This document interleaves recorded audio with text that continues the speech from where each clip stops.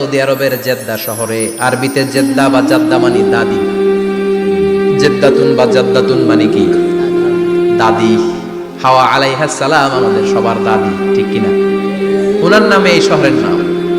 বছরের পর বছর সাইয়েদনা আদম আলাইহিস সালাম এবং হাওয়া আলাইহিস সালাম আল্লাহর কাছে ক্ষমা চাইলেন, আল্লাহ ভুল করে নিষিদ্ধ গাছের ফল খেয়েছি, তুমি মাফ করে দাও। আল্লাহ বললেন, আদম কয়েকটা কালিমা শিখিয়ে দেব, এই কালিমাগুলোর পরে আমার কাছে দোয়া করো, আমি কবুল করে নিব। আল্লাহু আকবার। আল্লাহ শিখিয়ে দিলেন আর বললেন, আদম পড়ো, রাব্বানা যালামনা আনফুসানা ওয়া ইল্লাম তাগফির লানা ওয়া তারহামনা লানাকুনান্না মিনাল খাসিরিন। ও আল্লাহ, জুলুম করেছি নাফসের উপর, ভুল করেছি, অন্যায় করেছি, আপনি যদি ক্ষমা না করে দেন আমরা শেষ হয়ে যাব, আমরা হালাক হয়ে যাব, ক্ষতিগ্রস্তদের মধ্যে শামিল হয়ে যাব, ঠিক কিনা? আল্লাহ সাইয়েদনা আদম আলাইহিস সালামের তওবা কবুল করলেন। ওনার কাজ হচ্ছে তওবা কবুল করা, আমাদের কাজ গুনাহ করা, শয়তানের কাজ ওয়াসওয়াসা দেওয়া, আল্লাহর কাজ খালি মাফ করা। সুবহানাল্লাহ পড়বেন না? তার মানে আদম সৃষ্টি হলো জুমার দিনে, দুনিয়ায় নামিয়ে দেওয়া হলো জুমার দিনে, তওবা কবুল করে নেওয়া হলো জুমার দিনে, রূহ কবজ করা হলো জুমার দিনে, আবার কিয়ামত সংগঠিত হবে জুমার দিনে। পড়েন সুবহানাল্লাহ। আবার বিশ্বনবী বললেন, আর রমাদান ইলা রমাদান, এক রমজান থেকে আরেক রমজানের মাঝখানে যত গুনাহ হয় মাফ করে কে? আল্লাহ।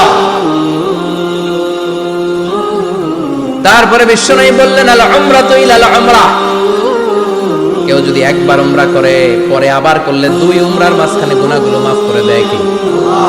আবার বিশ্বনবী বললেন, আল জুমআতু ইলাল জুমআ কাফফারাতুন লিমা বাইনাহুমা, এক জুমার পর থেকে সামনের জুমা আসা পর্যন্ত যে সগীরা গুনাহগুলো হয় সবগুলো সগীরা গুনাহ মাফ করে দেয় কে?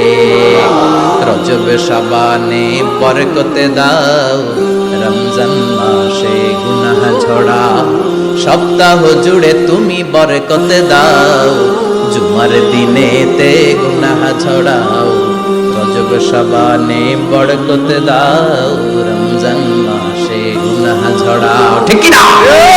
তার মানে জুমার দিন গুনাহ মাফের দিন। সারা সপ্তাহে ভুল ত্রুটি অন্যায় যা করলাম জুমার নামাজের বদৌলতে সব গুনাহ মাফ করে দেয় কে? এই দামি দিনটাকে আল্লাহ ইহুদিদের দিতে চেয়েছিলেন, পায় নাই। আলহামদুলিল্লাহ করবেন না?